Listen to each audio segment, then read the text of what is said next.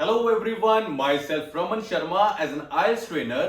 मैं अपने YouTube channel Raman आइल्स उत्ते आइल्स ਦੀਆਂ ਬਹੁਤ ਸਾਰੀਆਂ ਟਿਪਸ ਤੇ ਟ੍ਰਿਕਸ ਦੀਆਂ ਵੀਡੀਓਜ਼ ਨੂੰ ਅਪਲੋਡ ਕਰਦਾ ਹੁੰਨਾ, ਜਿਹਦੇ ਨਾਲ ਬਹੁਤ ਸਾਰੇ ਬੱਚਿਆਂ ਨੂੰ, ਬਹੁਤ ਸਟੂਡੈਂਟਸ ਨੂੰ ਹੈਲਪ ਹੁੰਦੀ ਹੈ, ਚਾਹੇ ਉਹ ਇੰਡੀਆ ਦੇ ਵਿੱਚ ਹੈ, ਚਾਹੇ ਉਹ ਆਊਟ ਆਫ ਇੰਡੀਆ ਕਿਤੇ ਵੀ ਕਿਸੇ ਵੀ ਕੰਟਰੀ ਦੇ ਵਿੱਚ ਬੈਠੇ ਆ। ਤਾਂ ਸਭ ਤੋਂ ਪਹਿਲਾਂ ਮੈਂ ਵੀਡੀਓ ਨੂੰ ਸਟਾਰਟ ਕਰਨ ਤੋਂ ਪਹਿਲਾਂ ਸਾਰਿਆਂ ਦਾ ਬਹੁਤ-ਬਹੁਤ ਮੈਂ ਧੰਨਵਾਦ ਕਰਨਾ ਚਾਹੁੰਦਾ, ਕਿਉਂਕਿ ਮੇਰੀ ਵੀਡੀਓ ਨੂੰ ਮੋਰ ਦੈਨ 50 ਕੰਟਰੀਜ਼ ਦੇ ਵਿੱਚ ਜੇ ਚਲਾਇਆ ਤਾਂ ਤੁਸੀਂ ਜਿਹੜੇ ਵੀਡੀਓ ਦੇਖਣ ਵਾਲੇ ਮੇਰੇ ਸਾਰੇ ਭੈਣ ਭਰਾ, ਮੇਰੇ ਦੋਸਤ ਮਿੱਤਰ ਨੇ, ਤੁਹਾਡੀ ਮਦਦ ਦੇ ਨਾਲ ਮੇਰਾ ਚੈਨਲ ਬਹੁਤ ਜ਼ਿਆਦਾ ਗਰੋ ਕਰ ਰਿਹਾ ਹੈ ਤੇ ਮੈਨੂੰ ਇੱਕ ਬਹੁਤ ਵੱਧ ਮੋਟੀਵੇਸ਼ਨ ਮਿਲਦੀ ਆ ਕਿ ਮੈਂ ਵਧੀਆ ਤੋਂ ਵਧੀਆ ਚੀਜ਼ਾਂ ਮੈਂ ਆਪਣੇ ਬੱਚਿਆਂ ਨੂੰ ਪੜ੍ਹਾਵਾਂ ਤੇ ਉਹ ਆਪਣੀ ਫਰਸਟ ਅਟੈਂਪਟ ਦੇ ਵਿੱਚ ਆਪਣਾ ਐਗਜ਼ਾਮ ਹੈ ਜਿਹੜਾ ਉਹ ਕਲੀਅਰ ਕਰ ਜਾਣ। ਤੇ ਸਾਰਿਆਂ ਨੂੰ ਇਹ ਪਤਾ ਹੈ ਕਿ ਆਇਲਸ ਐਗਜ਼ਾਮ ਬਹੁਤ ਸਾਰੇ ਬੱਚਿਆਂ ਦੀ ਜ਼ਿੰਦਗੀ ਨੂੰ, ਮੈਂ ਕਹਿੰਦਾ ਬਹੁਤ ਸਾਰੇ ਬੱਚਿਆਂ ਦੀ ਜ਼ਿੰਦਗੀ ਹੀ ਆਇਲਸ ਦੇ ਪੇਪਰ ਦੇ ਉੱਤੇ ਟਿੱਕੀ ਹੋਈ ਹੈ ਤੇ ਮੈਂ ਚਾਹੁੰਦਾ ਕਿ ਜੇ ਉਹਨਾਂ ਦੀ ਜ਼ਿੰਦਗੀ ਟਿੱਕੀ ਆ ਤਾਂ ਫਸਟ ਅਟੈਂਪਟ ਦੇ ਵਿੱਚ ਉਹਨਾਂ ਦਾ ਜਿਹੜਾ ਪੇਪਰ ਹੈ ਬੱਚੇ ਉਹ ਕਲੀਅਰ ਹੋਵੇ ਤੇ ਉਹ ਆਪਣੇ ਜਿਹੜਾ ਉਹਨਾਂ ਦਾ ਗੋਲ ਹੈ ਉਹਨੂੰ ਅਚੀਵ ਕਰਨ ਤੇ ਆਪਣੀ ਡ੍ਰੀਮ ਕੰਟਰੀ ਉਹ ਕੋਈ ਵੀ ਹੋ ਸਕਦੀ ਹੈ ਤੇ ਆਪਣੀ ਲਾਈਫ ਹੈ ਜਿਹੜੀ ਉਹ ਉੱਥੇ ਸੈੱਟ ਕਰਨ। ਤੇ ਸੈਕੰਡਲੀ ਮੈਂ ਗੱਲ ਕਰਨ ਲੱਗਿਆ ਜਿਹੜੇ ਬੱਚੇ ਮੇਰੇ ਕੋਲ ਜਰਨਲ ਦੇ ਪੜ੍ਹਦੇ ਆ, ਚਾਹੇ ਮੇਰੇ ਕੋਲ ਆਨਲਾਈਨ ਸਟੱਡੀ ਜਿਹੜੇ ਉਹ ਮੇਰੇ ਕੋਲ ਕਰਦੇ ਆ ਜਾਂ ਕੱਲੀਆਂ ਮੇਰੀਆਂ ਵੀਡੀਓਜ਼ ਵੀ ਦੇਖਦੇ ਆ, ਤਾਂ ਮੈਂ ਉਹਨਾਂ ਨੂੰ ਵੀ ਕਹਿਣ ਲੱਗਿਆ ਕਿ ਜੇ ਉਹਨਾਂ ਦੀ ਰਿਕੁਆਇਰਮੈਂਟ 8777 ਹੈ ਤੇ ਮੈਂ ਟਰਾਈ ਕਰਦਾ ਹੁੰਨਾ ਕਿ ਬਹੁਤ ਵਧੀਆ ਤਰੀਕੇ ਨਾਲ ਪੜ੍ਹਾਇਆ ਜਾਵੇ ਤਾਂ ਜੋ ਉਹਨਾਂ ਦੇ ਬੈਂਡ ਸਕੋਰ ਨੇ ਉਹ ਹਮੇਸ਼ਾ ਬੂਸਟ ਹੁੰਦੇ ਰਹਿਣ। ਸੋ ਅੱਜ ਦਾ ਜੋ ਮੈਂ ਟੌਪਿਕ ਜਿਹੜਾ ਰਾਈਟਿੰਗ ਟਾਸਕ ਹੈ ਉਹਨੂੰ ਮੈਂ ਪੜ੍ਹਾਉਣ ਲੱਗਿਆ ਤੇ ਮੈਂ ਟਰਾਈ ਕਰੂੰਗਾ ਕਿ ਮੈਂ ਤੁਹਾਨੂੰ ਉਹ ਚੀਜ਼ਾਂ ਸਿਖਾਵਾਂ ਜਿਹਦੇ ਨਾਲ ਤੁਸੀਂ ਆਪਣੇ ਬੈਂਡ ਸਕੋਰ ਨੂੰ ਬਹੁਤ ਵਧੀਆ ਤਰੀਕੇ ਨਾਲ ਬੂਸਟ ਕਰ ਸਕੋ। ਸੋ ਅੱਜ ਮੈਂ ਤੁਹਾਨੂੰ 9 ਮਿਸਟੇਕਸ ਦੱਸੂਗਾ ਕਿ ਬੱਚੇ ਕਿਹੜੀਆਂ 9 ਮਿਸਟੇਕਸ ਕਰਦੇ ਆ ਜਿਹਦੇ ਕਰਕੇ ਉਹਨਾਂ ਦੇ ਰਾਈਟਿੰਗ ਦੇ ਵਿੱਚੋਂ ਬੈਂਡ ਸਕੋਰ ਨੇ ਨਹੀਂ ਆਉਂਦੇ। ਸੋ ਬੇਨਤੀ ਇਹ ਹੈ ਕਿ ਅੱਜ ਦੀ ਜੋ ਮੈਂ ਵੀਡੀਓ ਮੈਂ ਆਪਣੇ ਲੈਪਟਾਪ ਦੇ ਉੱਤੇ ਨਹੀਂ ਬਣਾ ਰਿਹਾ, ਮੈਂ ਡਾਇਰੈਕਟ ਮੈਂ ਕੈਮਰਾ ਦੇ ਉੱਤੇ ਸ਼ੂਟ ਕਰ ਰਿਹਾ। ਸੋ ਪਲੀਜ਼ ਵੀਡੀਓ ਨੂੰ ਦੇਖਣ ਤੋਂ ਪਹਿਲਾਂ ਨੋਟਬੁੱਕ ਤੇ ਜਾਂ ਪੈਨ ਜਾਂ ਪੈਨਸਿਲ ਲੈ ਕੇ ਬੈਠ ਜਾਓ ਤਾਂ ਜੋ ਤੁਹਾਨੂੰ ਉਹ ਸਾਰੀਆਂ ਮਿਸਟੇਕਸ ਤੁਸੀਂ 1 ਬਾਈ 1 ਪਾਉਜ਼ਸ ਕਰ ਕਰਕੇ ਵੀਡੀਓ ਨੂੰ ਦੇਖ ਸਕਦੇ ਹੋ ਤੇ ਲਿਖ ਸਕਦੇ ਹੋਗੇ। ਸੋ ਜੇ ਮੈਂ ਗੱਲ ਕਰਨ ਲੱਗਿਆ ਰਾਈਟਿੰਗ ਦੀ ਤਾਂ ਸਾਰਿਆਂ ਨੂੰ ਇੱਕ ਗੱਲ ਪਤਾ ਹੈ ਕਿ ਰਾਈਟਿੰਗ ਦੇ ਜਿਹੜੇ ਬੈਂਡ ਹੁੰਦੇ ਆ 9, ਜੋ ਜਰਨਲ ਹੈ, ਜੋ ਐਕੈਡੈਮਿਕ ਹੈ, ਉਹ 9 ਬੈਂਡ ਉਹਨਾਂ ਦੇ ਹੁੰਦੇ ਆ ਤੇ ਬਹੁਤ ਸਾਰੇ ਬੱਚਿਆਂ ਦੀ ਮਿਸਟੇਕ ਹੁੰਦੀ ਹੈ ਉਹ ਕਿਸੇ ਕਾਰਨ ਕਰਕੇ ਰਾਈਟਿੰਗ ਦੇ ਵਿੱਚੋਂ 5 ਜਾਂ 5.5 ਦੇ ਉੱਤੇ ਰੁਕ ਜਾਂਦੇ ਆ। ਤਾਂ ਅੱਜ ਮੈਂ ਟਰਾਈ ਕਰੂੰਗਾ ਕਿ ਮੈਂ ਸਾਰਾ ਬਹੁਤ ਓਵਰਆਲ ਬਹੁਤ ਅੱਛੇ ਤਰੀਕੇ ਨਾਲ ਪੜ੍ਹਾਵਾਂ ਤਾਂ ਜੋ ਉਹਨਾਂ ਦੀ ਜਿਹੜੇ ਮਿਸਟੇਕਸ ਨੇਗੀਆਂ ਉਹ ਕਦੇ ਨਾ ਹੋਣ ਤੇ ਆਪਣਾ ਜਿਹੜਾ ਐਗਜ਼ਾਮ ਹੈ ਉਹ ਫਸਟ ਅਟੈਂਪਟ ਦੇ ਵਿੱਚ ਕਲੀਅਰ ਕਰਨ ਦਾ ਉਹ ਮੈਂ ਕਹਿੰਦਾ ਇੱਕ ਜਜ਼ਬਾ ਉਹਨਾਂ ਦੇ ਅੰਦਰ ਪੈਦਾ ਹੋਵੇ। ਸਭ ਤੋਂ ਪਹਿਲੀ ਪ੍ਰੋਬਲਮ ਹੁੰਦੀ ਹੈ ਰਾਈਟਿੰਗ ਦੇ ਵਿੱਚ ਜਦੋਂ ਬੱਚਾ ਲਿਖਦਾ ਹੁੰਦਾ ਹੈ, that is called over length. ਬਹੁਤ ਸਾਰੇ ਬੱਚਿਆਂ ਦੇ ਮਨ 'ਚ ਡਾਊਟ ਹੁੰਦਾ ਹੈ ਕਿ ਸਰ ਸਾਨੂੰ 250 ਵਰਡਸ ਨੇ ਜਿਹੜੇ ਲਿਖਣ ਵਾਲੇ ਆਉਣਗੇ ਤਾਂ ਸ਼ਾਇਦ 260 ਹੋ ਗਏ ਜਾਂ 240 ਹੋ ਗਏ, ਮਤਲਬ ਬਹੁਤ ਬੱਚਿਆਂ ਦੇ ਕਨਫਿਊਜ਼ਨ ਹੈ ਲੈਂਥ ਨੂੰ ਲੈ ਕੇ। ਤਾਂ ਮੈਂ ਅੱਜ ਬੜੀ ਇੱਕ ਕਲੀਅਰ ਗੱਲ ਸਮਝਾਉਣੀ ਚਾਹੁੰਦਾ ਬੱਚੇ ਕਿ ਐਗਜ਼ਾਮ ਦੇ ਵਿੱਚ ਤੁਹਾਨੂੰ ਪ੍ਰੈਸ਼ਰ ਬਹੁਤ ਜ਼ਿਆਦਾ ਹੁੰਦਾ ਹੈ, ਓਵਰ ਲੈਂਥ ਦਾ ਟੌਪਿਕ ਹੁੰਦਾ ਹੀ ਨਹੀਂ ਹੈਗਾ ਕਿਉਂਕਿ 250 ਵਰਡ ਆਪਾਂ ਨੇ ਲਿਖਣੇ ਹੁੰਦੇ ਆ। ਓਵਰ ਵੱਧ ਤੋਂ ਵੱਧ ਤੁਸੀਂ ਇਹ ਕਰ ਸਕਦੇ ਹੋ 260 ਤੱਕ ਲਿਖ ਸਕਦੇ ਹੋ, 265 ਤੇ ਮਿਨੀਮਮ ਜੇ ਲਿਖਣਾ ਬੱਚੇ ਲਾਸਟ 240 ਹੈ ਕਿਉਂਕਿ 10 ਵਰਡ ਦੀ ਤੁਹਾਨੂੰ ਮਾਫੀ ਮਿਲ ਜਾਂਦੀ ਹੈ ਤੇ ਜੇ ਇਸ ਤੋਂ ਵੱਧ ਘੱਟ ਵੱਧ ਤੁਹਾਨੂੰ ਵਰਡ ਲਿਖੇ ਤਾਂ ਡੈਫੀਨਿਟਲੀ ਤੁਹਾਡਾ ਜਿਹੜਾ ਸਕੋਰ ਹੈ ਉਹ ਨਹੀਂ ਆਏਗਾ। ਜਦੋਂ ਪੇਪਰ ਦੇ ਵਿੱਚ ਤੁਹਾਨੂੰ ਰਾਈਟਿੰਗ ਟਾਸਕ ਕਰਨ ਨੂੰ ਮਿਲਦਾ ਹੈ ਤਾਂ ਡਾਇਰੈਕਟ ਰਾਈਟਿੰਗ ਨੂੰ ਕਦੇ ਵੀ ਨਹੀਂ ਕਰੀਦਾ ਹੁੰਦਾ। ਇਹ ਨਹੀਂ ਹੈਗਾ ਕਿ ਤੁਸੀਂ ਸੋਚੋਗੇ ਮੇਰੇ ਕੋਲ 40 ਮਿੰਟਸ ਨੇ ਤੇ ਮੈਂ ਡਾਇਰੈਕਟ 40 ਮਿੰਟ ਨੂੰ ਪੂਰਾ ਕੰਜ਼ਿਊਮ ਕਰਾਂ।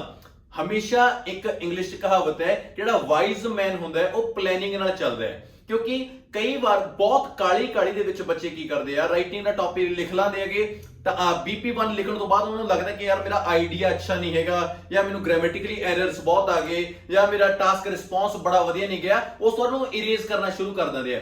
ਟਾਈਮ ਵੇਸਟ ਹੋਇਆ, ਸ਼ੀਟ ਖਰਾਬ ਹੋ ਗਈ ਤਾਂ ਬੜੀ ਕਾਰਨ ਨੇ ਜਿਨ੍ਹਾਂ ਕਰਕੇ ਤੁਹਾਡੇ ਬੈਂਡ ਸਕੋਰ ਨੇ ਜਿਹੜੇ ਉਹ ਨਹੀਂ ਆਉਂਦੇ ਹੈਗੇ। ਤੇ ਵਧੀਆ ਗੱਲ ਮੈਂ ਜੇ ਤੁਹਾਨੂੰ ਸਮਝਾਵਾਂ ਤਾਂ ਸਭ ਤੋਂ ਪਹਿਲੀ ਚੀਜ਼ ਹੈ ਕਿ 5 ਮਿੰਟ ਪਲੈਨਿੰਗ ਕਰਨੀ ਹੈ ਹਰੇਕ ਬੱਚੇ ਨੇ ਰਾਈਟਿੰਗ ਕਰਨ ਤੋਂ ਪਹਿਲਾਂ, ਕਿਉਂਕਿ ਇਹ 5 ਮਿੰਟ ਦੇ ਵਿੱਚ ਤੁਸੀਂ ਡਿਸਾਈਡ ਕਰਨਾ ਹੈਗਾ ਕਿ ਮੈਂ ਇੰਟਰੋਡਕਸ਼ਨ ਦੇ ਵਿੱਚ ਕਿਹੜੇ ਸਿਨੋਨਿਮ ਯੂਜ਼ ਕਰਨੇ ਆ, ਮੈਂ ਬਾਡੀ 1 ਦਾ ਸਟਰਕਚਰ ਕਿਸ ਤਰੀਕੇ ਨਾਲ ਬਣਾਉਣਾ ਹੈਗਾ, ਮੇਰਾ ਟਾਸਕ ਰਿਸਪੌਂਸ ਕੀ ਹੋਏਗਾ, ਮੈਂ ਐਕਸਪਲੇਨ ਕਿਸ ਤਰੀਕੇ ਨਾਲ ਕਰੂੰਗਾ, ਮੇਰੀ ਐਗਜ਼ਾਮਪਲ ਕੀ ਹੋਏਗੀ, ਲਾਸਟ ਤੇ ਮੈਂ ਕਨਕਲੂਜਨ ਨੂੰ ਕਿਵੇਂ ਡਿਜ਼ਾਈਨ ਕਰੂੰਗਾ। ਮਤਲਬ ਇਹ 5 ਮਿੰਟ ਤੁਹਾਡੀ ਪਲੈਨਿੰਗ ਦੇ ਇਸ ਤਰੀਕੇ ਦੇ ਹੋਣੇ ਚਾਹੀਦੇ ਆ ਕਿ ਜਦੋਂ ਤੁਸੀਂ 6 ਮਿੰਟ ਤੇ ਆ ਕੇ ਜਦੋਂ ਲਿਖਣਾ ਸ਼ੁਰੂ ਕਰ ਦੋ ਤਾਂ ਤੁਹਾਨੂੰ ਟਾਈਮ ਵੇਸਟ ਨਾ ਹੋਵੇ, ਤੁਹਾਨੂੰ ਸੋਚਣਾ ਨਾ ਪਵੇ ਕਿ ਮੇਰਾ ਬਾਡੀ 1 ਕਾਹਦਾ ਹੋਏਗਾ ਜਾਂ ਮੇਰਾ ਬਾਡੀ 2 ਕਿਹੜਾ ਹੋਏਗਾ। ਸੋ ਪਹਿਲੀ ਚੀਜ਼ ਹੋਗੀ ਬੱਚੇ that is called a planning. ਤੇ ਸੈਕਿੰਡ ਜੇ ਆਪਾਂ ਦੂਜੀ ਗੱਲ ਕਰਦੇ ਆ, ਬਹੁਤ ਬੱਚੇ ਕੀ ਕਰਦੇ ਹੁੰਦੇ ਆ, ਇਰੈਲੀਵੈਂਟ ਟੌਪਿਕ ਨੂੰ ਚੱਲ ਪਾਉਂਦੇ। ਇਰੈਲੀਵੈਂਟ ਦਾ ਮਤਲਬ ਇਹ ਹੁੰਦਾ ਹੈ ਕਿ ਆਊਟ ਆਫ ਟੌਪਿਕ ਉਹ ਗੱਲ ਕਰਨੀ ਸ਼ੁਰੂ ਕਰ ਦਿੰਦੇ ਆ। ਆਊਟ ਆਫ ਟੌਪਿਕ ਤੇ ਗੱਲ ਕਰਨ ਦਾ ਮਤਲਬ ਇਹ ਹੁੰਦਾ ਹੈਗਾ ਕਿ ਟੌਪਿਕ ਤੁਹਾਨੂੰ ਕੁਝ ਹੋਰ ਆਇਆ, ਬੱਚਾ ਓਵਰ ਥਿੰਕ ਕਰਕੇ ਕੁਝ ਹੋਰ ਲਿਖਣ ਬੈਠ ਗਿਆ, ਇਹਨੂੰ ਇਰੈਲੀਵੈਂਟ ਟੌਪਿਕ ਕਹਿੰਦੇ ਆ। ਤੇ ਜੇ ਐਵੇਂ ਐਗਜ਼ਾਮ ਦੇ ਵਿੱਚ ਹੋ ਗਿਆ ਤਾਂ ਯਾਦ ਰੱਖਿਓ ਬੈਂਡ ਸਕੋਰ ਕਦੇ ਵੀ ਨਹੀਂ ਆਉਂਦਾ। ਇਰੈਲੀਵੈਂਟ ਦਾ ਮਤਲਬ ਇਹ ਹੈ, ਮੰਨ ਕੇ ਚਲੋ ਟੌਪਿਕ ਤੁਹਾਨੂੰ ਕੋਈ ਗਵਰਨਮੈਂਟ ਦੇ ਉੱਤੇ ਆ ਗਿਆ ਤੇ ਤੁਸੀਂ ਜਿਹੜੀ ਟਾਕ ਹੈ ਉਹ ਸੋਸ਼ਲ ਲਾਈਫ ਤੇ ਲਾਗੇ ਕਰਨਾ, ਫੈਮਿਲੀਜ਼ ਤੇ ਲਾਗੇ ਕਰਨਾ, ਉਹਦਾ ਗਵਰਨਮੈਂਟ ਨਾਲ ਕੋਈ ਸੰਬੰਧ ਨਹੀਂ ਹੈਗਾ। ਸਾਫ਼ ਤੇ ਸੌਖੇ ਸ਼ਬਦਾਂ 'ਚ ਗੱਲ ਨੂੰ ਸਮਝਾਵਾਂ ਕਿ ਜੋ ਟੌਪਿਕ ਤੁਹਾਡੇ ਤੋਂ ਪੁੱਛਿਆ ਗਿਆ ਹੈਗਾ, ਜੇ ਤੁਸੀਂ ਉਹਦੇ ਅਕੋਰਡਿੰਗ ਉਹਨੂੰ ਪ੍ਰੋਪਰ ਐਕੂਰੇਟ ਉਸੇ ਚੀਜ਼ ਦੀ ਗੱਲ ਕਰੋਗੇ ਤਾਂ ਟੌਪਿਕ ਰੈਲੇਵੈਂਟ ਹੋਏਗਾ ਤੇ ਜਿਹੜੇ ਤੁਹਾਡੇ ਬੈਂਡ ਸਕੋਰ ਨੇ ਉਹ ਅੱਛੇ ਤਰੀਕੇ ਨਾਲ ਆਉਣਗੇ। ਜੇ ਮੈਂ ਥਰਡ ਗੱਲ ਕਰਾਂ ਤੁਹਾਨੂੰ, ਦੈਟ ਇਜ਼ ਕਾਲਡ ਬੱਚੇ ਰੋਂਗ ਸਟਰਕਚਰ।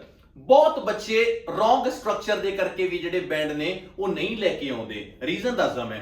ਸਾਰਿਆਂ ਨੂੰ ਪਤਾ ਕਿ ਇੰਟਰੋਡਕਸ਼ਨ ਲਿਖਣੀ ਹੁੰਦੀ ਹੈ, ਬਾਡੀ ਪੈਰਾਗ੍ਰਾਫ 1 ਲਿਖਣਾ ਹੁੰਦਾ ਹੈ, ਬਾਡੀ ਪੈਰਾਗ੍ਰਾਫ 2 ਲਿਖਣਾ ਹੁੰਦਾ ਤੇ ਲਾਸਟ ਤੇ ਕਨਕਲੂਜਨ ਕਰਨਾ ਹੁੰਦਾ ਹੈ। That's okay, no worry about this. ਪਰ ਬਹੁਤ ਬੱਚੇ ਅੱਜ ਵੀ ਇੰਟਰੋਡਕਸ਼ਨ ਦੇ ਵਿੱਚ ਜਰਨਲ ਲਾਈਨ ਮੈਂਸ਼ਨ ਕਰਦੇ ਆ ਤੇ ਮੈਂ ਹਰੇਕ ਬੱਚੇ ਨੂੰ ਇਹ ਚੀਜ਼ ਸਮਝਾਉਣੀ ਚਾਹੁੰਦਾ ਕਿ ਜਰਨਲ ਲਾਈਨ ਬੱਚੇ ਇੰਗਲਿਸ਼ ਦੇ ਵਿੱਚ ਮਤਲਬ ਕਿ ਆਪਣਾ ਆਇਲਸ ਦੇ ਇੰਟਰੋਡਕਸ਼ਨ ਦੇ ਵਿੱਚ ਜਰਨਲ ਲਾਈਨ ਹੈ ਜਿਹੜੀ ਉਹ ਬਿਲਕੁਲ ਖਤਮ ਹੋ ਚੁੱਕੀ ਹੈ। ਆਪਾਂ ਇਹਨੂੰ ਨਹੀਂ ਲਿਖਦੇ। ਸੋ ਨਵਾਂ ਟ੍ਰੈਂਡ ਕੀ ਕਹਿੰਦਾ ਹੈਗਾ writing the, that is called rephrase ਕਰਨਾ ਤੇ ਉਸ ਤੋਂ ਬਾਅਦ ਥੀਸਿਸ। ਰੀਫਰੇਜ਼ ਦਾ ਮਤਲਬ ਕੀ ਹੋ ਗਿਆ, ਜੋ ਸਟੇਟਮੈਂਟ ਤੁਹਾਨੂੰ ਉੱਪਰ ਮਿਲੀ ਹੈ ਉਸ ਸਟੇਟਮੈਂਟ ਨੂੰ ਬਦਲ ਕੇ ਲਿਖਣਾ, that is called a rephrase. ਆਪਣੇ ਸ਼ਬਦਾਂ 'ਚ ਚੇਂਜ ਕਰਨਾ, ਸਿਨੋਨਿਮ ਨਾਲ ਚੇਂਜ ਕਰਨਾ। ਤੇ ਪਲੀਜ਼ ਰੀਫਰੇਜ਼ ਨੂੰ ਕਦੇ ਸਟੈਪ ਬਾਈ ਸਟੈਪ ਇੱਕ ਵਰਡ ਜਿਵੇਂ ਸਮ, ਫਿਊ, ਪੀਪਲ, ਇੰਡੀਵਿਜੂਅਲ, ਥਿੰਕ, ਪੌਂਡਰ ਐਵੇਂ ਬਿਲਕੁਲ ਨਾ ਕਰਿਓ। ਇਹ ਰੋਂਗ ਮੈਥਡ ਹੈ। ਮਤਲਬ ਕਿ ਇੱਕ ਸਟੈਪ ਬਾਈ ਸਟੈਪ ਨਹੀਂ, ਲਾਈਨ ਨੂੰ ਇਕੱਲੇ ਨੂੰ ਉਤਾਰੀਦਾ ਨਹੀਂ ਹੁੰਦਾ, ਪੂਰੀ ਲਾਈਨ ਨੂੰ ਰੀਡ ਕਰੋ ਤੇ ਆਪਣੇ ਤਰੀਕੇ ਦੇ ਨਾਲ ਤੁਸੀਂ ਉਸ ਨੂੰ ਟ੍ਰਾਂਸਲੇਟ ਕਰ ਸਕਦੇ ਹੋਗੇ ਤੇ ਇਹ ਸਭ ਤੋਂ ਵਧੀਆ ਤਰੀਕਾ ਹੈਗਾ ਰੀਫਰੇਜ਼ ਦਾ। ਤੇ ਥੀਸਿਸ ਲਾਈਨ ਦਾ ਮਤਲਬ ਇਹ ਹੁੰਦਾ ਹੈ ਕਿ ਐਗਜ਼ਾਮੀਨਰ ਥੀਸਿਸ ਲਾਈਨ ਨੂੰ ਪੜ੍ਹ ਕੇ ਉਹਨੂੰ ਪਤਾ ਲੱਗ ਜਾਂਦਾ ਹੈ ਕਿ ਤੁਸੀਂ ਟੌਪਿਕ ਦੇ ਐਡਵਾਂਟੇਜ ਡਿਸਐਡਵਾਂਟੇਜ, ਤੁਸੀਂ ਐਡਵਾਂਟੇਜ ਵੱਲੋਂ ਜਾਂ ਡਿਸਐਡਵਾਂਟੇਜ ਵੱਲੋਂ, ਅਗਰੀ ਡਿਸਐਗਰੀ ਤੁਸੀਂ ਅਗਰੀ ਵੱਲੋਂ ਜਾਂ ਡਿਸਐਗਰੀ ਵੱਲੋਂ, ਪੋਜ਼ਿਟਿਵ ਨੈਗੇਟਿਵ ਤੁਸੀਂ ਪੋਜ਼ਿਟਿਵ ਵੱਲੋਂ, ਤੁਸੀਂ ਨੈਗੇਟਿਵ ਵੱਲੋਂ। ਮਤਲਬ ਕੀ ਹੋਗਾ ਕਿ ਐਗਜ਼ਾਮੀਨਰ ਨੂੰ ਬੜਾ ਕਲੀਅਰ ਹੋ ਜਾਂਦਾ ਕਿ ਤੁਸੀਂ ਟੌਪਿਕ ਕਿਸ ਤਰੀਕੇ ਦੀ ਗੱਲ ਕਰਨੀ ਚਾਹੁੰਦੇ ਹੋਗੇ। ਸੋ ਤੁਹਾਡਾ ਸਟਰਕਚਰ ਹੈ ਜਿਹੜਾ ਉਹ ਬਹੁਤ ਅੱਛੇ ਤਰੀਕੇ ਨਾਲ ਪਤਾ ਹੋਣਾ ਚਾਹੀਦਾ ਹੈ ਕਿ ਬਾਡੀ 1 ਕਿਵੇਂ ਲਿਖਣਾ ਹੈ, ਬਾਡੀ 2 ਕਿਵੇਂ ਲਿਖਣਾ ਹੈ, ਇਹਦੇ ਚ ਕਿਹੜੀਆਂ-ਕਿਹੜੀਆਂ ਚੀਜ਼ਾਂ ਮੈਂਸ਼ਨ ਹੋਣਗੀਆਂ। ਸੋ ਜੇ ਕਿਸੇ ਨੂੰ ਬਾਡੀ ਦਾ ਸਟਰਕਚਰ ਨਹੀਂ ਪਤਾ ਤਾਂ ਮੈਂ ਨੈਕਸਟ ਵੀਡੀਓ ਟਰਾਈ ਕਰੂੰਗਾ ਕਿ ਬਾਡੀ ਸਟਰਕਚਰ ਦੇ ਉੱਤੇ ਜਿੰਨੇ ਰਾਈਟਿੰਗ ਟਾਸਕ ਦੇ ਤੁਹਾਡੇ ਐਸੇਜ਼ ਨੇ ਸਾਰਿਆਂ ਦੇ ਸਟਰਕਚਰ ਦੀ ਮੈਂ ਤੁਹਾਨੂੰ ਇੱਕ ਵੀਡੀਓ ਅਪਲੋਡ ਕਰੂੰਗਾ। ਇਸ ਤੋਂ ਅਗਲੀ ਗੱਲ ਹੁੰਦੀ ਹੈ ਦੈਟ ਇਜ਼ ਕਾਲਡ ਜਦੋਂ ਐਗਜ਼ਾਮਪਲ ਐਡ ਕਰਦੇ ਆ ਨਾ, ਉਹ ਇਰੈਲੀਵੈਂਟ ਕਰ ਦਿੰਦੇ ਆ ਜਾਂ ਲੋਕਲ ਕਰ ਦਿੰਦੇ ਆ ਜਿਹਦਾ ਟੌਪਿਕ ਨਾਲ ਕੋਈ ਸੰਬੰਧ ਨਹੀਂ ਹੁੰਦਾ। ਹਮੇਸ਼ਾ ਆਇਲਸ ਦਾ ਜਿਹੜਾ ਟੈਸਟ ਹੈ that is called a international level test ਹੈਗਾ, ਤਾਂ ਆਪਣੀ ਐਗਜ਼ਾਮਪਲ ਵੀ ਇੰਟਰਨੈਸ਼ਨਲ ਲੈਵਲ ਦੀ ਹੋਣੀ ਚਾਹੀਦੀ ਹੈ। ਬਹੁਤ ਸਾਰੇ ਬੱਚਿਆਂ ਨੂੰ ਡਾਊਟ ਹੁੰਦਾ ਕਿ ਸਰ ਐਗਜ਼ਾਮਪਲ ਕਿਵੇਂ ਐਡ ਕਰੀਏ, ਤਾਂ ਮੈਂ ਟ੍ਰਿਕ ਦੱਸਦਾ ਨਾ। ਐਗਜ਼ਾਮਪਲ ਨੂੰ ਐਡ ਕਰਨ ਦੇ ਲਈ ਬੱਚੇ ਤੁਸੀਂ ਲਿਖ ਸਕਦੇ ਹੋਗੇ in the famous newspaper it was a headline. ਨਾ ਮੈਨੇ ਨਿਊਜ਼ਪੇਪਰ ਦੱਸਿਆ ਕਿਹੜਾ ਸੀ, ਬਸ ਮੈਂ ਹੈਡਲਾਈਨ ਦੱਸਤੀ, ਤੁਸੀਂ ਜਿਹੜੀ ਮਰਜ਼ੀ ਗੱਲ ਕਹਿ ਦਿਓ। ਮਤਲਬ ਇਹ ਨਹੀਂ ਨਾ ਤਾਂ ਆਪਾਂ ਡੇਟ ਮੈਂਸ਼ਨ ਕਰੀ, ਅਗਲਾ ਆਪਾਂ ਨੂੰ ਇਹ ਥੋੜੀ ਕਹੂਗਾ ਵੀ ਦਿਖਾਓ ਜੀ ਕਿਹੜੀ ਤਰੀਕ ਨੂੰ ਆਇਆ ਸੀਗਾ। ਮਤਲਬ ਐਗਜ਼ਾਮਪਲ ਨੂੰ ਦੱਸਣ ਦਾ ਤਰੀਕਾ, ਜਿਵੇਂ ਮੰਨ ਕੇ ਚਲੋ ਕੋਈ ਹੈਲਥ, ਕੋਈ ਬਾਡੀ ਨੂੰ ਲੈ ਕੇ, ਕੋਈ ਮੈਡੀਕਲ ਨੂੰ ਲੈ ਕੇ ਕੋਈ ਵੀ ਹੈਗਾ, ਆਪਾਂ ਕਹਿ ਰਹੇ ਵੀ ਇੱਕ ਸਰਵੇ ਹੋਇਆ ਸੀ ਜਿਸ ਚ WHO ਨੇ, ਵਰਲਡ ਹੈਲਥ ਆਰਗੇਨਾਈਜੇਸ਼ਨ ਨੇ ਇੱਕ ਚੀਜ਼ ਨੂੰ ਰਿਵੀਲ ਕਰਤਾ ਸੀਗਾ। ਮਤਲਬ ਉਸ ਟੌਪਿਕ ਨਾਲ ਜੁੜੀ ਹੋਈ ਇੱਕ ਐਗਜ਼ਾਮਪਲ। ਮੰਨ ਲਓ ਜੇ ਕੋਈ ਐਜੂਕੇਸ਼ਨ ਦਾ ਆ ਗਿਆ ਤਾਂ ਆਪਾਂ ਕਹਿੰਦੇ ਵੀ ਆਕਸਫੋਰਡ ਯੂਨੀਵਰਸਿਟੀ ਨੇ ਆਪਾਂ ਨੂੰ ਇਹ ਚੀਜ਼ ਐਕਸਪਲੇਨ ਕਰਤੀ ਸੀਗੀ। ਤਾਂ ਇਹ ਤਰੀਕੇ ਹੁੰਦੇ ਨੇ ਇੱਕ ਐਗਜ਼ਾਮਪਲ ਨੂੰ ਐਡ ਕਰਨ ਦੇ। ਸੋ ਬੇਨਤੀ ਹੈ ਕਿ ਰਾਤ ਦੇ ਟੁਕੇ ਤੁਸੀਂ ਲੋਕਲ ਐਗਜ਼ਾਮਪਲ ਨੂੰ ਐਡ ਕਰੋ। ਵੀ ਜਿਵੇਂ ਐਜੂਕੇਸ਼ਨ ਦਾ ਆ ਗਿਆ ਵੀ ਸਾਡੇ ਸਕੂਲ ਦਾ ਇੱਕ ਬੱਚਾ ਸੀਗਾ, ਉਹ ਕਿਸੇ ਸਕੂਲ 'ਚ ਪੜ੍ਹਦਾ ਸੀਗਾ ਤੇ ਉਹਦੀ ਫੀਸ ਨਹੀਂ ਭਰੀ ਗਈ ਤੇ ਉਹਨੂੰ ਸਕੂਲ 'ਚੋਂ ਕੱਢਤਾ ਤੇ ਉਹਨੂੰ ਡਿਪਰੈਸ਼ਨ 'ਚ ਆ ਗਿਆ। ਮਤਲਬ ਕਿ ਥੀਸ ਕਾਲਡ ਸ਼ਾਰਟ ਟਾਕ ਔਰ we people should not do these kind of the things. So ਮੈਂ ਬੇਨਤੀ ਕਰਦਾ ਜਿਹੜੀ ਐਗਜ਼ਾਮਪਲ ਤੁਸੀਂ ਐਡ ਕਰੋ ਤਾਂ ਵਾਈਜ਼ਲੀ ਐਡ ਕਰੋ। BP1 ਤੇ BP2 'ਚ ਐਗਜ਼ਾਮਪਲ ਤਾਂ ਐਡ ਹੁੰਦੀ ਹੈ, ਪਰ ਜੇ ਤੁਹਾਨੂੰ ਲੱਗਦਾ ਹੈਗਾ ਕਿ ਤੁਹਾਨੂੰ ਇੱਕ ਐਗਜ਼ਾਮਪਲ ਆਉਂਦੀ ਹੈ ਤੇ ਦੂਜੇ ਦੀ ਤੁਹਾਨੂੰ ਨਾ ਮਤਲਬ ਕਿ ਤੁਸੀਂ ਬਹੁਤ ਸੋਚ ਰਹੇ ਹੋ ਫਿਰ ਵੀ ਤੁਹਾਨੂੰ ਐਗਜ਼ਾਮਪਲ ਸਮਝ ਨਹੀਂ ਆ ਰਹੀ, ਤਾਂ ਬੇਨਤੀ ਇਹ ਹੈ ਕਿ ਇੱਕ BP 'ਚ ਐਗਜ਼ਾਮਪਲ ਲਿਖ ਦਿਓ, ਅਗਲੇ BP 'ਚ ਚਾਹੇ ਐਗਜ਼ਾਮਪਲ ਕੈਨਸਲ ਕਰ ਦਿਓ ਪਰ ਗਲਤ ਨਾ ਲਿਖੋ, ਕਿਉਂਕਿ ਗਲਤ ਦਾ ਨੈਗੇਟਿਵ ਇੰਪੈਕਟ ਜਾਂਦਾ ਹੈ। ਐਗਜ਼ਾਮਪਲ ਦੀ ਜਗ੍ਹਾ ਤੁਸੀਂ ਟੌਪਿਕ ਨੂੰ ਥੋੜਾ ਜ਼ਿਆਦਾ ਐਕਸਪਲੇਨ ਕਰ ਦਿਓ ਤਾਂ ਕੋਈ ਵਰੀ ਨਹੀਂ ਹੈਗਾ। ਜੇ ਮੈਂ ਅਗਲੀ ਗੱਲ ਕਰਦਾ ਸਪੈਲਿੰਗ ਮਿਸਟੇਕ, ਬਹੁਤ ਸਾਰੇ ਬੱਚੇ, ਜੇ ਮੈਂ ਤੁਹਾਨੂੰ ਨਾ ਇੱਕ ਡਿਕਟੇਸ਼ਨ ਦੱਸਾਂ, ਬਹੁਤ ਪਲੀਜ਼ ਤੁਸੀਂ ਦੇਖਿਓ, ਮੈਂ ਤੁਹਾਨੂੰ ਕੁਝ ਕੁ ਵਰਡ ਬੋਲਦਾ। ਇੱਕ ਵਰਡ ਹੈ ਟਿਊਸ਼ਨ, ਪਹਿਲਾ ਵਰਡ ਟਿਊਸ਼ਨ, ਦੂਜਾ ਵਰਡ ਹੈ ਲੈਫਟੀਨੈਂਟ, ਇਹਨੂੰ ਲਿeutenant ਵੀ ਬੋਲਦੇ, ਲੈਫਟੀਨੈਂਟ 2 ਹੋ गए। थर्ड वर्ड है मेफिस्टोफेलिस। फोर्थ वर्ड है करियर। एक कैरियर हुंदा है, एक करियर ਜਿਹੜਾ ਆਪਣਾ ਕੈਰੀਅਰ ਆਪਾਂ ਡਿਵੈਲਪਮੈਂਟ ਹੁੰਦੀ ਹੈ। ਤੁਸੀਂ ਇਹ 4 ਵਰਡ ਨੇਗੇ, ਤੁਸੀਂ ਇਹਦੇ ਸਪੈਲਿੰਗ ਲਿਖ ਕੇ ਦੇਖਿਓ, ਤੁਹਾਨੂੰ ਪਤਾ ਲੱਗੂ ਵੀ ਤੁਹਾਨੂੰ ਆਉਂਦੇ ਆ ਕਿ ਨਹੀਂ ਆਉਂਦੇ ਆ। ਇੱਕ ਫੇਵਰੇਟ ਤੇ ਇੱਕ ਕਲਰ, ਇਹ ਵੀ ਲਿਖ ਲਿਓ ਤੇ ਸਪੈਲਿੰਗ ਜਿਹੜੇ ਉਹ ਚੇਂਜ ਹੋ ਗਏ। ਹੁਣ ਕਲਰ 'ਚ COLOR ਹੈ, U ਖਤਮ ਹੋ ਗਿਆ। फेवरेट ਦੇ ਵਿੱਚ FAVOURIT ਹੈ ਤਾਂ HPU ਖਤਮ ਹੋ ਗਿਆ। ਤਾਂ ਅਕੋਰਡਿੰਗ ਟੂ ਟ੍ਰੈਂਡ ਆਪਾਂ ਨੂੰ ਚੱਲਣਾ ਚਾਹੀਦਾ ਹੈਗਾ ਇਹ ਚੀਜ਼ 'ਚ। ਸੋ ਮੈਂ ਇਹ ਵੀ ਬੇਨਤੀ ਕਰਦਾ ਕਿ ਤੁਹਾਨੂੰ ਸਪੈਲਿੰਗ ਜਿੰਨੇ ਮੈਂ ਬੋਲਿਆ ਮੇਰੀ ਵੀਡੀਓ ਨੂੰ ਜੇ ਪਿੱਛੇ ਕਰਕੇ ਦੇਖ ਲਿਓ, ਜੇ ਤੁਹਾਨੂੰ ਇਹਦੀ ਸਪੈਲਿੰਗ ਆਉਂਦੀ ਹੈ ਤੁਸੀਂ ਕਿੰਗ ਹੋ, ਜੇ ਸਪੈਲਿੰਗ ਨਹੀਂ ਆਉਂਦੀ ਤਾਂ ਸਪੈਲਿੰਗ ਦੇ ਉੱਤੇ ਤੁਸੀਂ ਵਰਕ ਕਰਨਾ ਪਏਗਾ, ਕਿਉਂਕਿ ਰਾਈਟਿੰਗ ਦੇ ਵਿੱਚ ਸਪੈਲਿੰਗ ਬਹੁਤ ਮੈਟਰ ਕਰਦਾ। ਜਦੋਂ ਆਪਾਂ ਸਪੀਕਿੰਗ ਕਰਦੇ ਹਾਂ ਫਿਰ ਆਪਾਂ ਬੋਲਦਾ ਨਹੀਂ ਹੁੰਦੇ ਆ, ਆਪਾਂ ਨੂੰ ਸਪੈਲਿੰਗ ਤੋਂ ਕੋਈ ਮਤਲਬ ਨਹੀਂ ਹੈਗਾ, ਪਰ ਰਾਈਟਿੰਗ ਦੇ ਵਿੱਚ ਐਗਜ਼ਾਮੀਨਰ ਤੁਹਾਡੀ ਸਪੈਲਿੰਗ ਚੈੱਕ ਕਰੇਗਾ। ਸੋ ਪਰਸਨਲੀ ਤੁਹਾਨੂੰ ਸਾਰਿਆਂ ਨੂੰ ਪਤਾ ਹੋਣਾ ਚਾਹੀਦਾ ਕਿ ਸਪੈਲਿੰਗਸ ਲਿਖੀ ਦੇ ਕਿਵੇਂ ਹੁੰਦੇ ਆ, ਠੀਕ ਆ। ਇਹਦੀ ਪ੍ਰੈਕਟਿਸ ਵੀ ਕਰ ਸਕਦੇ ਹੋ ਤੇ ਐਗਜ਼ਾਮ ਦੇ ਵਿੱਚ ਇਹ ਬੜਾ ਵੱਡਾ ਰੋਲ ਨਿਭਾਉਂਦੇ ਆ। ਬਹੁਤ ਬੱਚੇ ਜਿਵੇਂ ਰਿਪਰੈਜ਼ੈਂਟਸ ਹੋ ਗਿਆ, ਡਿਪਿਕਟਸ ਹੋ ਗਿਆ, ਇਲੂਸਟ੍ਰੇਟਸ ਹੋ ਗਿਆ, ਸਪੈਲਿੰਗ ਨਹੀਂ ਆਉਂਦੇ, ਸਪੈਲਿੰਗ ਮਿਸਟੇਕ ਕਰਕੇ ਬੈਂਡ ਕੱਟਦੇ ਆ। ਸੋ ਆਪਾਂ ਇਸ ਚੀਜ਼ ਨੂੰ ਵੀ ਆਪਾਂ ਸੁਧਾਰ ਸਕਦੇ ਆ। ਅਗਲੀ ਚੀਜ਼ ਬਹੁਤ ਵਹਿਮ ਹੈ, ਇੱਕ ਮਿਥ ਹੁੰਦਾ ਹੈਗਾ ਕਿ ਹਾਈ ਵੋਕੈਬੂਲਰੀ। ਦੇਖੋ ਬੱਚੇ, ਵੋਕੈਬੂਲਰੀ ਓਕੇ ਹੈ, ਹਾਈ ਵੋਕੈਬੂਲਰੀ ਸਮਟਾਈਮ ਨਾਟ ਓਕੇ ਹੈ। ਕਈ ਵਾਰ ਕੀ ਹੁੰਦਾ ਤੁਹਾਨੂੰ ਇਹਦਾ ਵੀ ਇੱਕ ਨੈਗੇਟਿਵ ਐਸਪੈਕਟ ਵਗ ਜਾਂਦਾ ਹੈ ਕਿ ਬਹੁਤ ਸਾਰੇ ਬੱਚੇ ਕੀ ਕਰਦੇ ਆ, ਜਾਣ ਬੁੱਝ ਕੇ ਬਹੁਤ ਟਫ ਵੋਕੈਬੂਲਰੀ ਨੂੰ ਐਡ ਕਰਨਾ ਸ਼ੁਰੂ ਕਰ ਦਿੰਦੇ ਆ। ਸੋ ਬੇਨਤੀ ਇਹ ਹੈ ਕਿ ਆਪਾਂ ਵੋਕੈਬੂਲਰੀ ਕਰੋ, ਪਰ ਉਸ ਲੈਵਲ ਦੀ ਨਾ ਕਰੋ ਕਿ ਐਗਜ਼ਾਮੀਨਰ ਨੂੰ ਵੀ ਫਰਸਟ੍ਰੇਟ ਕਰ ਦੋ, ਉਹਨੂੰ ਵੀ ਗੂਗਲ ਕਰਨਾ ਪਵੇ ਵੀ ਪਤਾ ਨਹੀਂ ਕਿੱਥੋਂ ਕਿੱਥੋਂ ਵਰਡ ਲਿਖ ਕੇ ਲੈ ਕੇ ਆਏ, ਕਿਉਂਕਿ ਇਹ ਵੋਕੈਬੂਲਰੀ ਵੀ ਟਫ ਜਾਣ ਕੇ ਉਹ ਲੋਕ ਕਰਦੇ ਆ ਜਿਹੜੇ ਓਵਰਥਿੰਕਰ ਹੁੰਦੇ ਆ। ਸੋ ਆਰਾਮ ਨਾਲ ਰਿਲੈਕਸ ਕਰਕੇ ਪੇਪਰ ਦਿਓ ਤੇ ਫਸਟ ਅਟੈਂਪਟ ਤੇ ਪੇਪਰ ਤੁਸੀਂ ਕਲੀਅਰ ਕਰ ਸਕਦੇ ਹੋ। ਅਗਲੀ ਚੀਜ਼ ਹੈ that is called a conclusion of the topic. ਬਹੁਤ ਬੱਚੇ ਨਾ ਕਨਕਲੂਜਨ ਦੇ ਵਿੱਚ ਹੋਰ ਇਹ ਚੀਜ਼ਾਂ ਐਡ ਕਰ ਜਾਂਦੇ ਨੇ, ਆਪੋ ਆਪਣਾ ਓਪੀਨੀਅਨ ਵੀ ਦੇ ਆਉਂਦੇ ਨੇ। ਤਾਂ ਬੇਨਤੀ ਇਹ ਆ ਕਿ ਕਨਕਲੂਜਨ ਦੇ ਵਿੱਚ ਜੋ ਬਾਡੀ 1 ਚ ਲਿਖਿਆ, ਜੋ ਬਾਡੀ 2 ਚ ਲਿਖਿਆ, ਇਹਨਾਂ ਨੂੰ ਹੀ ਐਕਸਪਲੇਨ ਕਰੀਦਾ ਹੁੰਦਾ ਹੈ। ਲੈਦਾ ਚੀਜ਼ ਕੋਈ ਵੀ ਨਹੀਂ ਪਾਉਣੀ, ਇਸ ਤੋਂ ਬਿਲਕੁਲ ਹਟ ਕੇ ਕੋਈ ਵੀ ਚੀਜ਼ ਨਹੀਂ ਲਿਖਣੀ ਹੈਗੀ, ਤਾਂ ਕਨਕਲੂਜਨ ਵੀ ਗਲਤ ਹੋ ਜਾਏਗਾ। ਇਹ ਸਾਰੀਆਂ ਮਿਸਟੇਕਸ ਨੇਗੀਆਂ ਜਿਹੜੀਆਂ ਇੱਕ ਬੱਚਾ ਕਰਦਾ ਹੁੰਦਾ ਹੈਗਾ ਤੇ ਉਹਨੂੰ ਨਹੀਂ ਕਰਨੀਆਂ ਚਾਹੀਦੀਆਂ ਜੇ ਉਹ ਬੈਂਡ ਲੈ ਕੇ ਆਉਣੇ ਚਾਹੁੰਦਾ ਹੈਗਾ। ਤੁਹਾਨੂੰ ਇੱਕ ਟੌਪਿਕ ਮੈਂ ਤੁਹਾਨੂੰ ਇੱਕ ਸਲਾਹ ਵੀ ਦਿੰਦਾ, ਜਦੋਂ ਆਇਲਸ ਦੀ ਰਾਈਟਿੰਗ ਕਰਨੀ ਹੈ ਤੁਹਾਨੂੰ ਇਹ ਪਤਾ ਹੋਣਾ ਚਾਹੀਦਾ ਹੈਗਾ ਕਿ ਮੈਨੂੰ ਟੌਪਿਕ ਕਿਸ ਤਰੀਕੇ ਦਾ ਆ। ਬਹੁਤ ਜਗ੍ਹਾ ਤੇ ਮੈਂ ਦੇਖਦਾ ਹੁੰਦਾ PDF ਮਿਲਦੇ ਹੈਗੇ ਬਾਜ਼ਾਰ ਦੇ ਵਿੱਚੋਂ, 200 ਐਸੇ ਯਾਦ ਕਰ ਲਓ ਜੀ, 300 ਐਸੇ ਯਾਦ ਕਰ ਲਓ, 400 ਐਸੇ ਯਾਦ ਕਰ ਲਓ। ਯਕੀਨ ਕਰੋ ਮੇਰੀ ਗੱਲ ਦਾ, ਮੈਂ ਸਕਰੀਨ ਦੇ ਕੇ ਖੜ ਕੇ ਆ ਚੀਜ਼ ਬੋਲ ਰਿਹਾ, ਤੁਸੀਂ ਘੱਟੋ ਘੱਟ ਜੇ 20 ਤੋਂ 25 ਐਸੇ ਤਿਆਰ ਕਰ ਦੋ ਤੁਹਾਨੂੰ ਪੇਪਰ ਚ ਆ ਜਾਊਗਾ ਇਹਦੇ ਨਾਲ ਦਾ।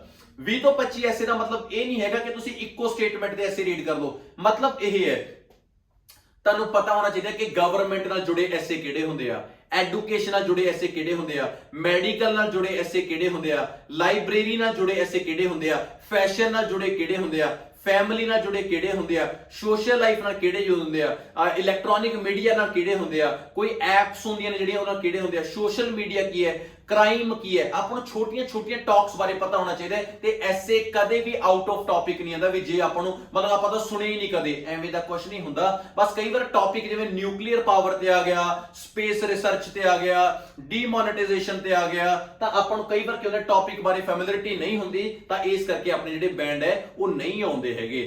ਸੋ ਪਲੀਜ਼ ਆਪਣੇ ਇੱਕ ਗੱਲ ਯਾਦ ਰੱਖਿਓ, ਪੈਨਸਿਲ ਨਾਲ ਲਿਖਣਾ ਸਿੱਖੋ, ਵਧੀਆ ਤਰੀਕੇ ਨਾਲ ਸ਼ੇਪ ਆਫ ਦਾ ਵਰਡ ਸਿੱਖੋ, ਬਹੁਤ ਜ਼ਿਆਦਾ ਵੋਕੈਬੂਲਰੀ ਨਾ ਯੂਜ਼ ਕਰੋ, ਟੌਪਿਕ ਦੇ ਆਊਟ ਆਫ ਟੌਪਿਕ ਨਾ ਜਾਓ, ਗ੍ਰਾਮਰ ਦੇ ਉੱਤੇ ਕਮਾਂਡ ਬਣਾਓ ਕਿਉਂਕਿ ਗ੍ਰਾਮਰ ਤੋਂ ਬਿਨਾ ਕਦੇ ਵੀ ਬੈਂਡ ਨਹੀਂ ਆਉਂਦੇ। ਤੇ ਤੁਹਾਨੂੰ ਪਤਾ ਹੋਣਾ ਚਾਹੀਦਾ ਕਿ ਗ੍ਰਾਮਰ ਦੇ ਵਿੱਚ ਕਿਹੜੀਆਂ-ਕਿਹੜੀਆਂ ਚੀਜ਼ਾਂ ਜਿਵੇਂ ਟੈਂਸਿਸ ਹੋ ਗਏ, ਮੋਡਲਸ ਹੋ ਗਏ ਜਿਹਨੂੰ ਕੈਨ ਕੁੱਟ ਕਹਿੰਦੇ ਆ, ਕੁਐਸਚਨ ਫੈਮਿਲੀ ਹੋ ਗਈ ਜਾਂ ਪਾਰਟਸ ਆਫ ਸਪੀਚ ਹੋ ਗਿਆ, ਨਾਊਨ, ਪ੍ਰੋਨਾਊਨ, ਇਹ ਸਾਰੀਆਂ ਚੀਜ਼ਾਂ ਤੁਹਾਨੂੰ ਆਉਣੀਆਂ ਚਾਹੀਦੀਆਂ ਨੇ। ਤੇ ਸਭ ਤੋਂ ਇੰਪੋਰਟੈਂਟ ਚੀਜ਼ ਜਿਹੜੀ ਐਗਜ਼ਾਮੀਨਰ ਦੇਖਦਾ ਤੁਹਾਨੂੰ ਬੈਂਡ ਦੇਣ ਲੱਗੇ ਉਹ ਹੁੰਦੇ ਆ ਐਕਟਿਵ ਪੈਸਿਵ। ਤਾਂ ਤੁਹਾਨੂੰ ਸੈਂਟੈਂਸ ਸਟਰਕਚਰ ਪਤਾ ਹੋਣਾ ਚਾਹੀਦਾ ਕਿਵੇਂ ਲਿਖਣਾ ਹੈਗਾ ਕਿ ਐਕਟਿਵ ਪੈਸਿਵ ਦਾ ਮਤਲਬ ਹੁੰਦਾ ਹੈ ਕਿ ਇੱਕ ਲਾਈਨ ਨੂੰ ਚੇਂਜ ਕਰ, ਜਿਵੇਂ ਦੇਖੋ ਤੁਸੀਂ ਲਿਖਿਆ government can take strict action, ਤੁਹਾਡੇ 6 ਬੈਂਡ ਆਣਗੇ। ਜੇ ਇਹੀ ਲਾਈਨ ਨੂੰ ਤੁਸੀਂ ਲਿਖਦੇ strict action can be taken by government, ਤੁਹਾਡੇ 7 ਹੋ ਜਾਣਗੇ ਕਿਉਂਕਿ ਐਗਜ਼ਾਮੀਨਰ ਐਕਸਪੈਕਟ ਕਰਦਾ ਹੈ, ਐਗਜ਼ਾਮੀਨਰ ਚਾਹੁੰਦਾ ਹੈ ਕਿ ਵੇਰੀਏਸ਼ਨਸ ਦਿਖਾਓ, ਕਿੰਨੇ ਤਰ੍ਹਾਂ ਦੇ ਤੁਸੀਂ ਸੈਂਟੈਂਸਿਸ ਨੇ ਜਿਹੜੇ ਉਹ ਲਿਖ ਸਕਦੇ ਹੋਗੇ। ਤਾਂ ਇਹੀ ਚੀਜ਼ਾਂ ਨੇ, ਡਰਨ ਦੀ ਕੋਈ ਲੋੜ ਨਹੀਂ ਹੈਗੀ ਬੱਚੇ। ਜੇ ਪੇਪਰ ਕਲੀਅਰ ਕਰਨਾ ਹੈਗਾ ਬੜੇ ਆਰਾਮ ਨਾਲ ਚੱਲੋ ਤੇ ਤੁਸੀਂ ਬਹੁਤ ਜਲਦੀ ਆਪਣਾ ਆਇਲਸ ਦਾ ਪੇਪਰ ਮਿਨੀਮਮ 7+ ਦੀ ਰਾਈਟਿੰਗ ਨਾਲ ਕਰ ਸਕਦੇ ਹੋ। ਬਸ ਸਟਰਕਚਰ ਤੇ ਧਿਆਨ ਦਿਓ, ਟੌਪਿਕ ਸਮਝ ਆਉਣਾ ਚਾਹੀਦਾ ਹੈ, ਤੁਹਾਨੂੰ ਐਗਜ਼ਾਮਪਲ ਅੱਛੇ ਤਰੀਕੇ ਨਾਲ ਆਉਣੀ ਚਾਹੀਦੀ ਹੈ, ਗ੍ਰਾਮਰ ਆਉਣੀ ਚਾਹੀਦੀ ਹੈ। ਆ ਥੋੜੀਆਂ ਬਹੁਤ ਚੀਜ਼ਾਂ ਨੇ ਤੇ ਡਰਨ ਦੀ ਕੋਈ ਲੋੜ ਨਹੀਂ ਹੈਗੀ। ਸੋ ਵੇਟ ਕਰੋ, ਮੇਰੀ ਇੱਕ ਨੈਕਸਟ ਵੀਡੀਓ ਹੋਰ ਰਾਈਟਿੰਗ ਦੇ ਉੱਤੇ ਮੈਂ ਅਪਲੋਡ ਕਰੂੰਗਾ। ਸੋ ਤਦ ਤੱਕ ਦੇ ਲਈ ਬਹੁਤ ਬਹੁਤ ਸ਼ੁਕਰੀਆ, ਧੰਨਵਾਦ। ਜਿੰਨੇ ਵੀ ਮੇਰੀ ਵੀਡੀਓ ਨੂੰ ਦੇਖਦੇ ਆ ਸਾਰਿਆਂ ਨਾਲ ਪਿਆਰ। ਤੇ ਉੱਪਰ ਤੁਹਾਨੂੰ ਇੱਕ ਆਈ ਬਟਨ ਦਿਖ ਰਹੇਗਾ ਤੇ ਉਹਦੇ ਤੇ ਮੈਂ ਇੱਕ ਰਾਈਟਿੰਗ ਦੀ ਤੁਹਾਨੂੰ ਮੈਂ ਵੀਡੀਓ ਦਾ ਇੱਕ ਸੁਜੈਸ਼ਨ ਦੇਣਾ, ਤੁਸੀਂ ਉੱਥੋਂ ਵੀ ਮੇਰੀ ਰਾਈਟਿੰਗ ਦੀਆਂ ਹੋਰ ਵੀਡੀਓਜ਼ ਨੂੰ ਦੇਖ ਸਕਦੇ ਹੋ। ਜਿੰਨੇ ਵੀ ਤੁਹਾਡੇ ਦੋਸਤ ਮਿੱਤਰ ਹੈਗੇ ਆ ਪਲੀਜ਼ ਉਹਨਾਂ ਤੋਂ ਮੇਰੇ ਚੈਨਲ ਨੂੰ ਸਬਸਕ੍ਰਾਈਬ ਜ਼ਰੂਰ ਕਰਵਾਓ। ਤੁਹਾਡੇ ਪਿਆਰ ਨਾਲ ਕਿੰਨੀ એનર્ਜੀ ਨਾਲ ਮੈਂ ਤੁਹਾਨੂੰ ਪੜਾਉਣਾ ਤੇ ਮੈਨੂੰ ਵੀ ਇੱਕ ਮਾਣ ਮਹਿਸੂਸ ਹੋਵੇ ਕਿ ਮੇਰੇ ਸਟੂਡੈਂਟ ਮੇਰੇ ਨਾਲ ਖੜਦੇ ਹੈਗੇ। ਤਾਂ ਜਿਨ੍ਹਾਂ ਨੇ ਬੈਲ ਆਈਕਨ ਨੂੰ ਪ੍ਰੈਸ ਨਹੀਂ ਕੀਤਾ ਹੋਇਆ ਕਾਈਂਡਲੀ ਉਹ ਬੈਲ ਆਈਕਨ ਨੂੰ ਵੀ ਪ੍ਰੈਸ ਕਰ ਲਓ। ਸੋ ਥੈਂਕ ਯੂ ਵੈਰੀ ਮੱਚ, ਬਹੁਤ ਜ਼ਿਆਦਾ ਪਿਆਰ ਤੇ ਹਰ ਰੋਜ਼ ਵੇਟ ਕਰਿਆ ਕਰੋ, ਮੇਰੀ ਇੱਕ ਵੀਡੀਓ ਡੇਲੀ ਮੈਂ ਅਪਲੋਡ ਕਰਨੀ ਹੀ ਹੁੰਦੀ ਆ। So thank you very much, good bye, take care, good luck for your exam.